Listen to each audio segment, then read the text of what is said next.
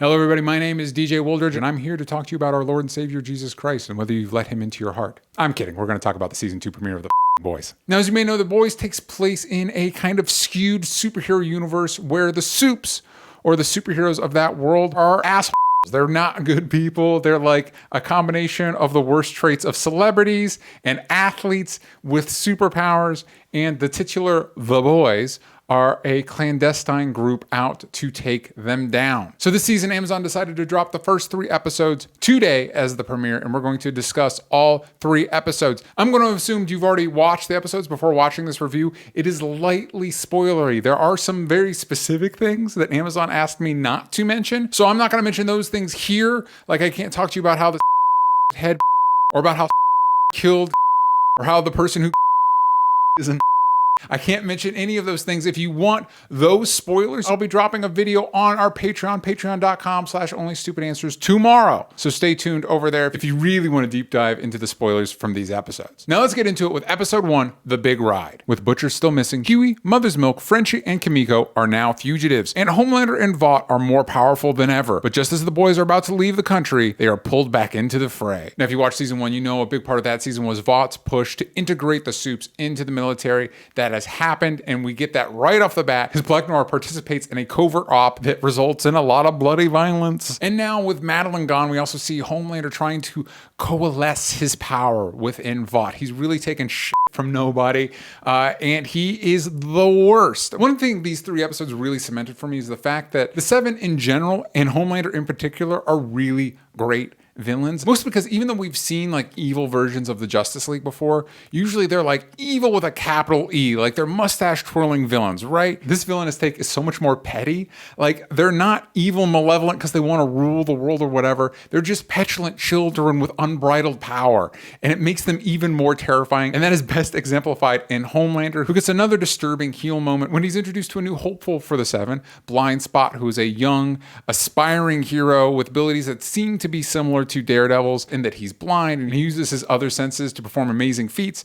And then Homelander makes him deaf. He slaps him on the ears and makes him deaf. And it's just a quick reminder that Homelander is the worst, and there's nobody really that can reel him in until we meet Mr. Egger and Stormfront. Of course, Stan Egger is played by Giancarlo Esposito, who's probably best known as Gus from Breaking Bad, who is one of those people that can create a tremendous amount of tension and fear just by the sound of his voice. Even though he's not very physically intimidating, you always get the sense that this guy is 15 steps ahead of you and could demolish you without a second thought. And that creates an interesting power shift away from most of the confrontations that Homelander has with people. Everybody else is petrified of Homelander. Mr. Edgar is not, and that is interesting. I wonder if he has an ace up his sleeve, and I wonder if that ace is Stormfront, who we meet later. Homelander puts his foot down. He says, I get to decide who joins the 7, and that goes sideways almost immediately with the introduction of Stormfront, played by Aya Cash, who you may know from You're the Worst on FX. And she immediately makes an impression, clearly doesn't give a crap about all the pomp and circumstance of being a superhero, which makes her seem appealing at first. But if you're familiar with the comic book character, and I guess just superhero shows in general, there's an immediate sense of distrust with this character, at least for me. And you also get the impression that Homelander feels at least a little bit threatened by her. And so it's interesting to see Homelander's absolute control over everything kind of be challenged a little bit. Meanwhile, the boys are on the run. They're hiding out with the Haitian kings, trying to lay low, and they discover that the gang that's hiding them out have actually smuggled in a super terrorist, and it's one of those classic situations you thought you were getting out, and then they pull you back in, and that's what pulls the boys back into this world. Well, I should say most of the boys, because Hughie's already got a pinky toe in the game because he and Starlight are still communicating. It is apparent that they are no longer together, but there's still some tension there, if you know what I mean. And it is revealed that they're trying to take down Vought from the inside, which leads Starlight to trail one of her former companions from the teenage super team she was part of, nicknamed Gecko, who has an underground BDSM limb chopping off operation going on, which, hey man, you know, it's a gig economy, make money however you can. But she does use it to blackmail him so that he can get her some of the Compound V, which is what gives the supes their powers. And interestingly, we're still sticking with the deep, and the show gets a lot of dark humor out of his situation as he is spiraling bad. He gets put in jail for being drunk and disorderly, and he gets bailed out by Eagle the Archer, which is a nice little reference, of course, to characters like Hawkeye and Green Arrow. It looks like Eagle the Archer is kind of pulling him into this cult-like religion called the Church of the Collective, who thinks therapy's bad. So they're probably not the best, and they're definitely not the best for the Deep right now, because that boy needs some therapy. Moving into episode 2, called Proper Preparation and Planning. Butcher's back with the boys, but tensions flare with Hughie. Homelander spends quality time with his new family. Starlight and Stormfront bond at a press junket, and the boys hunt down a super terrorist with a startling identity. So Butcher is nowhere to be seen in episode 1 until the very end when he shows back up, and we find out what happened to him sort of at the end of season 1. Turns out Homelander dropped him in a parking lot, and now he's been on the run, but he reconnects with the boys now. And it is revealed the reason Homelander spared his life is because he has a deal with Becca, Butcher's ex, and the mother of his child named Ryan, that if he wanted to spend time with Ryan, that he would spare Butcher's life, which will probably work out fine for everybody involved. So the boys hunt this super terrorist, and tensions rise between Butcher and Hughie. And I've got to be honest, that might be the thing that interested me least about these 3 episodes. Hughie raises the question about who should actually be leading the team. And there's the thing like, well, you think you can lead the team? And it's like, no. Clearly, Hughie will not lead the team. Mother's Milk is a much more promising candidate. I don't know why we aren't all considering Mother's Milk as somebody that should lead the team. He appears much more stable than both Hughie and Butcher, but whatever. This all leads to some really cool action sequences, and this show continues to blow my mind on that front. Like these are movie quality superhero action sequences that are incredibly impressive. Meanwhile, Starlight is at a press junket for the ladies. They're trying to promote the fact that there are finally 3 women on the 7. Maeve bails because her ex is in the hospital, but Starlight starts to become enamored with Stormfront's like give no fucks attitude. Of course, the big twist here is that partway through the junket, A-Train returns. At first, Starlight is unsure whether he remembers her helping out the boys, but he does. Of course he does. Nobody's getting out that easy. And while all that's going on, Gecko returns to Starlight with a vial of Compound V. And she has to hide that with A-Train sniffing around, but they come to a sort of impasse, a kind of Cold War, as neither one can reveal the other one's secret without kind of outing themselves in the process, which is a very interesting conundrum to put the 2 characters in, and I'm interested to see how that escalates as the show goes on. So I mentioned earlier that Maeve bailed on the junket to visit her girlfriend, or her ex-girlfriend, I should say, in the hospital. And I will be honest, I don't know if the show meant this, but there was a little bit of that creepiness between Maeve and her ex, the same way any scene where Homelander is interacting with anybody, because the power dynamic is shifted. You're talking to somebody that could physically really hurt you, and even though the ex doesn't interact that way, as an honest member, I felt it. But she does tell a story about how somebody flirted with her once and Homelander brutally murdered that person, which is interesting because now we're getting somebody outside of our inner circle, finding out about Homelander's malicious tendencies, let's say. Meanwhile, Homelander's trying to bond with his son, and it is terrifying. And Becca runs to a compound to go speak with a Dr. Park who will not see her, but assures her, I guess, or tries to assure her that this is probably the best situation for everyone, and Homelander will get bored and leave them alone.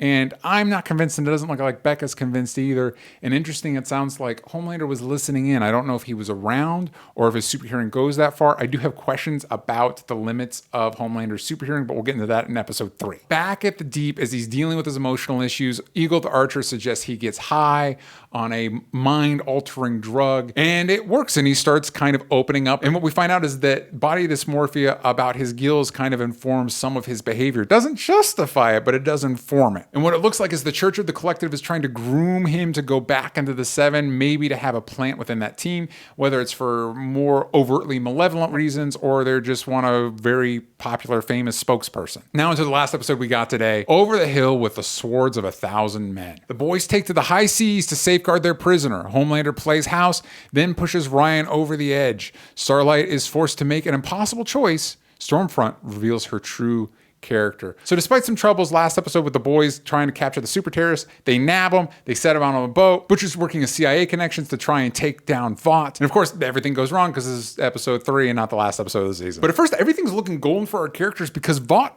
actually gets outed in this episode. In the first episode, one of Stan Egger's drop the mic moments was when he revealed to Homelander that Vought is essentially a pharmaceutical company and the superheroes work as glorified ads. So now this pharmaceutical company's prize product is out in the open, their big secret's out in the open, and they have to play damage control. And there's a celebration on the boys' side. They feel like they've won the day. But again, It's only episode 3. Meanwhile, Homelander continues to try and exert control over his world. Once again, he's trying to bond with his son and teach him how to fly, and that involves him, as it says in the synopsis, he pushes Ryan over the edge. Literally, he pushes him off the roof, but he does show in this moment that he does have super strength and laser vision, so he is his father's son, at least in that sense. But it does look like Becca's been doing a good job raising him, and he seems like a pretty decent kid, which might actually be a threat to Homelander. There is no known kryptonite to Homelander, but between Mr. Edgar's confidence, Stormfront's capabilities, and now Ryan having the same abilities, maybe Homelander is not as invulnerable as he appears, and maybe he's starting to realize that. Because when Mr. Edgar goes to the Seven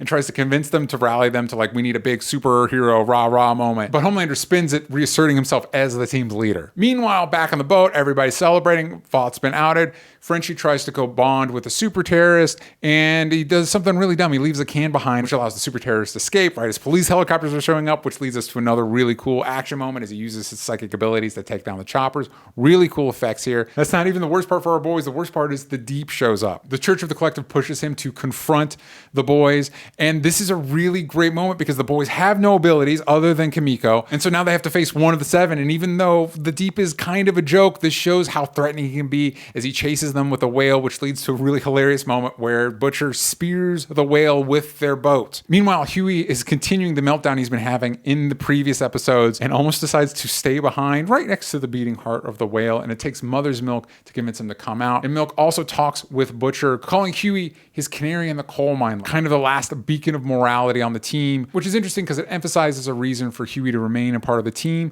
but it's also one of my kind of critiques with the boys. There's a lot of oxygen used up talking about how edgy they are and how they're anti-heroes, but truthfully, other than Butcher, they're all pretty stand-up dudes. Despite what anybody says, there's not a lot of moral ambiguity with these characters. Save for Butcher. Butcher will sacrifice anybody and everybody to get done what he needs to get done. Now we kind of get to a confrontation we've been waiting for since the first season, where it's the boys versus the Seven. The Seven shows up, A-Train starts to search for the boys. We find out that he's still having heart trouble from his heart attack in the previous season, which is a good way to keep him from just finding everybody all at once. Starlight stumbles on Hughie and blasts him, and then Homelander shows up and tries to convince her to kill him as proof of her loyalty. Of course, that's not going to happen. Butcher steps up, distracting Homelander and Starlight just long enough for the super terrorist to use his psychic abilities to literally drop a road on them. This goes back to my question about Homelander's hearing. If he was able to hear Becca's conversation from back of the house, how is he not able to hear the boys in the sewer? Like, it's one of those situations where it's like, well, what are the actual limits of his abilities? But, whatever. This leads to a really cool confrontation as Stormfront chases down the super terrorist, and Stormfront does not mess around. Now, obviously, there's a lot of differences between Stormfront on the show and Stormfront in the comics. For one thing, Stormfront in the comics is a guy. Stormfront from the comics is actually a Nazi experiment and a white supremacist and a fascist. And it'll be interesting to see how much of that informs this new version of the character. It'll be interesting to see exactly where Stormfront's loyalties lie. Even though she's literally on the same team with Homelander, I don't think they're quite on the same page. I'm thinking she might be a mole for Mr. Edgar. All right, those are the first 3 episodes of The Boys. So far, I've been really digging the series. I like the first season. Season 2 seems to be off to an even stronger start. I'm very excited to see where the rest of these episodes go. There'll be a new episode every Friday till the end of the season. Really glad they didn't drop all the episodes at once. I like having a little bit of time between episodes to kind of unpack what's happening. If you've already watched the episodes, let me know what you thought in the comments down below. And if you wanted an even deeper spoiler discussion, check that out at patreon.com/onlystupidanswers. Tomorrow, there will be an unedited episode of this discussion that talks about all the stuff that Amazon said I can't talk about. So check that out. Please like and subscribe and all of that jazz. You can follow me at DJ Talks Trash. You can follow us at Only Stupid Answers everywhere that matters, but you're going to want to yank the vowels out of stupid on Twitter. And let me know if you want more reviews of The Boys. I'd love to keep talking about this show with you. Let me know in the comments down below. Bye-bye.